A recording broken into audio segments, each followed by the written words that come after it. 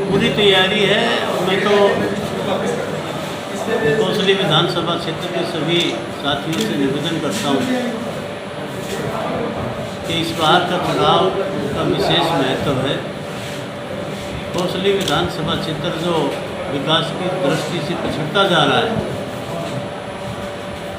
उसके लिए काम करने की आवश्यकता है।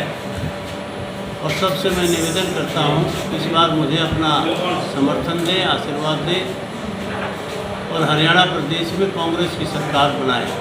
चौधरी भूपेंद्र सिंह जी हुड्डा को मुख्यमंत्री बनाने के लिए हरियाणा प्रदेश के सभी कोनों से आवाज़ आ रही है। इस बार कांग्रेस की सरकार बनने जा रही है, भारतीय जनता पार्टी जा रही है और कांग्रेस आ रही है। जिस प्रकार से कोसली में पिछले 10 साल जो भारतीय जनता पार्टी के विधायक भी रहे, भारतीय जनता पार्टी की सरकार भी प्रदेश में रही, उसके बावजूद भी विकास की दृष्टि से कोसली की अवहेलना हुई। वो सारी कमी को हम दूर करेंगे और जब प्रदेश में हमारी सरकार होगी तो इलाके का चहुमुखी विकास करेंगे। जब इलाके की जनता ने मुझे अवसर दिया था तो सरकार में जाकर के मैंने जिस प्रकार से अपने विधानसभा क्षेत्र के गांवों का विकास करवाया था, कि 97 से पहले की तस्वीर अगर जाटूसाना विधानसभा क्षेत्र की आप देखें तो किसी भी गांव में घुसने का रास्ता तक नहीं था। सभी गांवों में गलियां मैंने पक्की करवाई थी। गांव में पीने के पानी की विकट समस्या थी। ज़मीन का पानी हमारे यहाँ खारी है। 15 के करीब जल वितरण योजनाएं जो कैनाल बेस्ड थी वो हमने बनवाई थी। एक परियोजना पे 2.5-3 करोड़ रुपये खर्चा आता था। 5-5, 4-4 गाँवों को जोड़ करके हमने सभी गाँवों में शुद्ध पेयजल उपलब्ध करवाया था। गाँव में स्कूलों का दर्जे नहीं बढ़े थे वर्षों से। मैंने मात्र 3-3.5 साल के अरसे में जाटूसाना विधानसभा क्षेत्र में, जिसमें 115 गांव थे, 37 स्कूलों के दर्जे बढ़ाने का काम किया था। और उसमें 15 स्कूल तो +2 के बनाए थे ताकि गांव में रह कर के हमारे बच्चे, लड़के और लड़कियां शिक्षा ग्रहण कर पाएँ, उनको दूर ना जाना पड़े। 5 किलोमीटर के सर्कमफ्रेंस में एक +2 का स्कूल हमने दिया था। बड़े बड़े गांव थे, सब में स्कूलों के दर्जे मेरे बढ़ाए हुए हैं। उस समय ढहीना गांव सबसे बड़ा गांव था रेवाड़ी ज़िले का, उसका +2 स्कूल भी मेरा बनाया हुआ। कमाली में कॉलेज था लेकिन स्कूल का दर्जा +2 का मैंने किया, हाई स्कूल था कमाली में। उसके बाद मोतला कलां का स्कूल +2 बनाया, बेरली खुर्द का स्कूल बनाया, बोडिया कमालपुर में +2 बनाया, दड़ोली में बनाया, रोडाई में बनाया, उड़ोली में बनाया, नाहाड़ में बनाया, कोसली में लड़कियों का स्कूल +2 मैंने बनाया, करीना में लड़कियों का स्कूल मैंने बनाया +2, भोजावास में बनाया, धनौंदा में +2 मैंने बनाया, लुखी में हमने बनाया। तो इस प्रकार से जहाँ जहाँ आवश्यकता थी बड़े बड़े गाँवों में हमने स्कूलों के दर्जे बढ़ाए। इसके अलावा बहुत से हाई स्कूल बनाए, बहुत से मिडिल स्कूल बनाए और जहाँ शिक्षा के क्षेत्र में जो काम करने की बात थी हमने उसको बढ़ावा दिया। मैं शिक्षा के क्षेत्र में जो काम है उसको सबसे बड़ा काम मानता हूँ कि भूपेंद्र सिंह जी हुड्डा की सरकार जो प्रदेश में थी, उन्होंने भी शिक्षा के क्षेत्र में बड़ा काम किया। हमारे इलाके में कोई भी विश्वविद्यालय नहीं था। रेवाड़ी शहर में, रेवाड़ी ज़िले में तो सरकारी कॉलेज भी नहीं था। अगर सरकारी कॉलेजों की श्रृंखला खड़ी की तो चौधरी भूपेंद्र सिंह हुड्डा ने की। उनकी सरकार में उन्होंने मीरपुर में इंदिरा गांधी यूनिवर्सिटी का गठन किया, स्थापना की। पाली में सेंट्रल यूनिवर्सिटी बनाई, बिनौला में डिफेंस यूनिवर्सिटी का उद्घाटन करवाया, जो ये सरकार पिछले 10 साल में बना नहीं पाई। दहीना जैनाबाद में इंजीनियरिंग कॉलेज बनाया राव बरिंदर सिंह जी के नाम पे। लूला हील में रीजनल सेंटर यूनिवर्सिटी का बनाया, महिला यूनिवर्सिटी का। और अब तो घोषणा कर दी है, सांसद के जब लोकसभा के जब चुनाव थे तो हमारे लोकप्रिय सांसद चौधरी दीपेंद्र जी हुड्डा ने ऐलान किया कि हमारी सरकार जो प्रदेश में आएगी तो हम लूला ही जो कृष्ण नगर है उसके रीजनल सेंटर को यूनिवर्सिटी का दर्जा देंगे। और इस प्रकार से कोसली विधानसभा क्षेत्र में एक IIMT की स्थापना करेंगे। औद्योगिक क्षेत्र बनेगा तो चहुमुखी विकास इलाके का होगा, बच्चों को रोजगार मिलेगा और दूसरी आमदनी के साधन बढ़ेंगे। इलाके का सही मायने में विकास जब होता है, जब इलाका विकसित होता है, कब होता है? जब शिक्षित होगा तो ही विकसित होगा। इसलिए हमने शिक्षा के क्षेत्र में विशेष तौर पर ध्यान दिया है। अब आने वाली सरकार हमारी बनेगी तो हम सरकारी स्कूलों का भी उद्धार करेंगे। कि आज हालत ये होगी, स्कूल बंद कर दिए इस सरकार ने, बहुत सारे सरकारी स्कूलों को बंद करने का काम किया। हम इन स्कूलों का कायाकल्प करेंगे ताकि गरीब का बच्चा भी गांव में रह करके शिक्षा ग्रहण कर पाए। आज शिक्षा बहुत महंगी हो गई है, व्यापारीकरण हो गया है। हम इस चीज़ में बदलाव लाना चाहेंगे। आज गांव गंदगी से भरे पड़े हैं, गलियां तो पक्की हो जाती हैं लेकिन उसमें गंदे पानी की निकासी का कोई इंतज़ाम नहीं है। गांव के बीच में अगर कहीं जोड़ है तो सारा जोड़ गंदे पानी से भरा पड़ा है। उस सब गंदे पानी की निकासी का इंतज़ाम हमको करना है ताकि गांव में स्वच्छता रहे, बीमारी ना फैले। आज तो बीमारी का घर हो गया है। और इस प्रकार से बिजली और पानी की सुचारू व्यवस्था करेंगे। जहाँ जहाँ पानी उपलब्ध नहीं है वहाँ शुद्ध पेयजल की व्यवस्था करेंगे।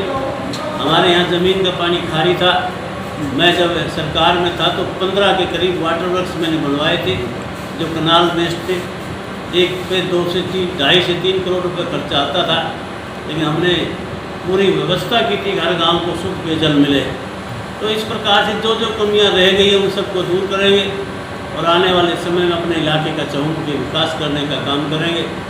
काम वो कर सकता है जिसको काम करने की आदत है, वरना तो सरकार तो पिछले 10 साल भी भारतीय जनता पार्टी की रही, उनका विधायक भी रहे, लेकिन वो काम नहीं कर पाए।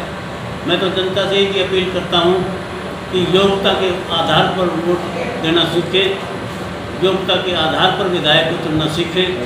जिन लोगों ने काम नहीं किया वो काम नहीं करेंगे, उनको आदत नहीं है काम करने की। मुझे जब अवसर दिया तो हमने काम करके दिखाया है, इसलिए काम जिसको आदत होती है वही करता है। मैंने जो असंभव काम थे वो करके दिखाए। अपने इलाके में सारी जो भी योजनाएं थी हम लेकर के आए। मैं जब वन मंत्री था तो हम एक प्रोजेक्ट लेकर के आए थे, यूरोपियन यूनियन की तरफ से 125 करोड़ रुपये की ग्रांट मिली थी। फॉरेस्ट डिपार्टमेंट में हमने फॉरेस्ट्री डेवलपमेंट कॉरपोरेशन बनाया था, उसमें 5 डिवीज़न बनने थे। 4 तो शहरों में बनाए, 5वां डिवीज़न मैंने जाटूसाना को बनाया था। अपने विधानसभा क्षेत्र में डिवीज़न बनाने का काम किया तो अपने आप में एक मिसाल थी। उसके 3 सब डिवीज़न बनाए थे, एक जाटूसाना सब डिवीज़न, एक नाहड़ सब डिवीज़न, एक कनेना सब डिवीज़न। और इस प्रकार से जब अवसर मिला मैं अपने इलाके में सारी योजनाएँ लेकर के आया। एक बार एक स्कीम आई कि एक मॉडल स्कूल एक ज़िले में बनाओ। मैं रेवाड़ी ज़िले का मॉडल स्कूल जाटूसाना को बनाया और महेंद्रगढ़ ज़िले का मॉडल स्कूल कनीना में बना करके जाटूसाना विधानसभा क्षेत्र में एकमात्र ऐसा क्षेत्र था पूरे हरियाणा प्रदेश में जिसमें 2 मॉडल स्कूल बने थे। तो इस प्रकार जब भी अवसर मिला मैंने अपने इलाके में काम करने का पूरा प्रयास किया और ईमानदारी से काम किया। हमने ईमानदारी की मिसाल कायम की। बिचौलिया प्रथा चली आ रही थी, यहाँ ठेकेदार थे, विधायक से नेता से कोई मिल नहीं सकता था, किसी को लेकर के जाना पड़ता था। हमने उस प्रथा को ख़त्म किया। आम आदमी सीधा आकर के मुझसे कभी भी मिल सकता है, अपनी बात अपने मुंह से कह सकता है। मैं उसकी समस्या को सुनता हूँ, उसका समाधान करता हूँ। मैंने जो आपके सामने कहा है कि गंदे पानी की निकासी का इंतजाम करेंगे, इलाके में पीने के पानी की सुचारू व्यवस्था करेंगे, बिजली में जहाँ कमी है अपग्रेड करके ऑगमेंटेशन करके बिजली की क्षमता को बढ़ाएंगे, नए सब स्टेशन बनाएंगे। जब मुझे अवसर मिला था तो मैंने 2 सब स्टेशन नए बनाए थे, एक पुष्परा और एक रावड़ा में। तो इसी प्रकार से इन समस्याओं का समाधान करेंगे, स्कूलों को सुधार करेंगे और एक खेल स्टेडियम बड़े बड़े गाँवों में बनवाना चाहता हूँ, क्योंकि आज खेल को बहुत बड़ा महत्व मिलता है। हमारे इलाके से कोई भी खिलाड़ी आगे नहीं जा पा रहा, क्योंकि खिलाड़ी तो यहाँ भी हैं लेकिन उनको सुविधाएं नहीं मिलती, उनकी पहचान नहीं होती, ना सुविधा मिलती, इसलिए वो आगे नहीं बढ़ पाते। मैं चाहता हूँ बड़े बड़े गाँवों में खेल स्टेडियम बने, कोच लगाएं, खेलों की नर्सरियाँ शुरू करें ताकि बच्चों में खेलों के प्रति रुझान बढ़े और यहाँ के बच्चे भी प्रतियोगिता में हिस्सा ले सके। हुड्डा साहब की जब सरकार थी कांग्रेस की, तो उन्होंने एक योजना दी थी कि पदक लाओ और पद पाओ, तो दोनों ही फायदे होते हैं, सम्मान भी मिलता है, पैसा भी मिलता है और पद भी मिलता है। इस प्रकार की हम व्यवस्था अपने इलाके में भी करना चाहते हैं ताकि इस इलाके के बच्चे सही रास्ते पे चलें और उनको अच्छे साधन मिले। फ्लाईओवर का पुनः निर्माण करवाएंगे, अच्छी क्वालिटी के साथ निर्माण होगा। इस प्रकार की कोई बात नहीं होगी कि आगे जाके कोई इस तरह की समस्या आए। सबसे बड़ा काम हम करने जा रहे हैं, कोसली विधानसभा क्षेत्र में एक IMT की स्थापना करेंगे। IMT की स्थापना होने से यहाँ उद्योग लगेंगे, बाहर से निवेश आएगा और हमारे बच्चों को रोज़गार मिलेगा। एक बहुत बड़ा काम है जो MP साहब ने घोषणा की थी कि हमारी सरकार बनेगी तो हम ये सुविधाएँ यहाँ देंगे। जिस दिन यहाँ IMT बन जाएगा तो मानस की तरह हमारे इलाके का भी चौमुखी विकास होगा और बहुत रोज़गार के साधन भी होंगे और व्यवसाय के साधन भी मिलेंगे। खुशहाली आएगी इलाके में। आज मानेसर की हालत देखो आप, ज़मीनों की कीमतें 15 से 20 करोड़ रुपए एकड़ की हो गई है। इस प्रकार से अगर हमारे इलाके में भी इस प्रकार का औद्योगिक क्षेत्र बनेगा तो चारों तरफ से इलाके को फ़ायदा होगा। इस प्रकार की व्यवस्था हम लेके आना चाहते हैं। देखो पार्टियाँ तो अब दो ही रह गई, भारतीय जनता पार्टी और कांग्रेस। मुख्य रूप से दो पार्टियों में मुकाबला है और मैं तो ये समझता हूँ कि मेरा चुनाव तो कोसली विधानसभा क्षेत्र की जनता लड़ रही है।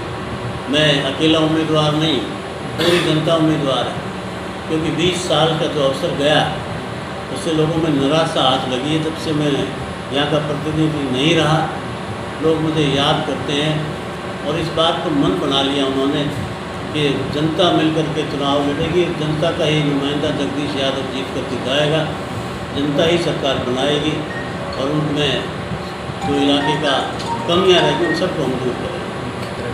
हमने दूसरे तरीके से कवर किया, हम डोर टू डोर करवाया। हमने अपने कार्यकर्ताओं से जोन बना करके सभी गाँवों में डोर टू डोर करके घर घर हमारा कार्यकर्ता पहुँचा है। उस गाँव रह रहे हैं, उसमें 1-2 दिन में सब पहुँच जाएंगे। उसके बाद मैं दौरे शुरू करूँगा और हर गांव में हम जाकर के जनसभा करेंगे और नेताओं की, हमारे नेता आएंगे तो भूपेंद्र सिंह हुड्डा जी आएंगे, उनकी रैली करवाएंगे। दीपेंद्र हुड्डा जी भी आएंगे, हमारे साथ प्रचार में समय देंगे और प्रचार सुचारू रूप से चलेगा। निश्चित तौर पर एक लहर बनी हुई है, एक तरफा चुनाव, मुकाबला तो कोई 2 नंबर पर तो आएगा ही, लेकिन एक तरफा चुनाव। हम बहुत ज़्यादा वोटों से चुनाव जीतने जा रहे हैं क्योंकि जनता चाहती है जिताना मुझे, जनता का अपना चुनाव, इसलिए इस बार किसी तरह की कमी नहीं रहेगी। निश्चित तौर पर हम बहुत बड़े मार्जिन से चुनाव जीतने जा रहे हैं। 24 उम्मीदवार कहाँ है? पार्टी की तरफ से एप्लीकेंट थे, वो उम्मीदवार तो मुख्य रूप से दो ही हैं, भारतीय जनता पार्टी का और मैं कांग्रेस की तरफ से है। बाकी भी इन्हीं में ज़्यादा मुकाबला रहेगा, वो भी हमसे बहुत पीछे चल रहे हैं। अगर आप गांव में जाकर रिपोर्ट लें, आम जनता से संवाद करें तो चुनाव एक तरफा होगा ही। आप किन किन मुद्दों को मुद्दा है पानी की, गंदे पानी की निकासी का मुद्दा है, शुद्ध जल पेयजल योजना का मुद्दा है, गांव-गांव में घर घर में शुद्ध पेयजल मिले।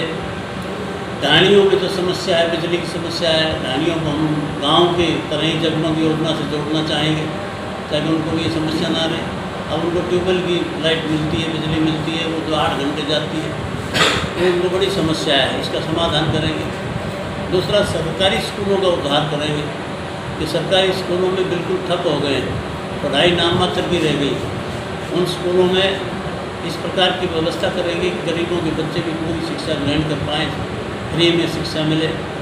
तो इससे स्वास्थ्य सेवाओं का सुधार करेंगे क्योंकि बीमारियाँ फैल रही है, गाँव में गंदगी फैली हुई है, तो उस गंदे पानी की निकासी का इंतजाम करेंगे। साथ साथ स्वास्थ्य सुविधाओं में बढ़ोतरी करेंगे। पशुओं का हमारे यहाँ बड़ा एक इनकम सोर्स है, पशुधन के लिए भी हम एनिमल हस्बेंड्री की जो वेटनरी हॉस्पिटल्स की चेन बनाएंगे, सभी गाँव को उसमें जोड़ा जाए ताकि उनको सुविधाएँ मिले, पशुओं का इलाज हो सके। आज पशु बहुत महंगा हो गया है और अगर एक किसी की भैंस भी मर जाए तो लाखों रुपये का नुकसान हो जाता है, इसलिए उनको ये सुविधाएँ देने का काम भी करेंगे। जगदीश, बहुत बड़ा मार्जिन से हम चुनाव जीतने जा रहे हैं, मैं पूरा आश्वस्त हूँ और मैं मैंने आपसे पहले भी कहा है कि ये चुनाव जनता लड़ रही है। जगदीश यादव के साथ पूरे कोसली विधानसभा क्षेत्र की जनता है, और वैसे तो सारे हरियाणा प्रदेश में ही कांग्रेस का चुनाव तो जनता ही लड़ रही है। पिछला लोकसभा के चुनाव में आपने देखा किस प्रकार से हम 10 की 10 सीट पिछले चुनाव में हारे थे। 19 में 5 सीटें जीतने में कामयाब रही, जनता को नहीं जिताया।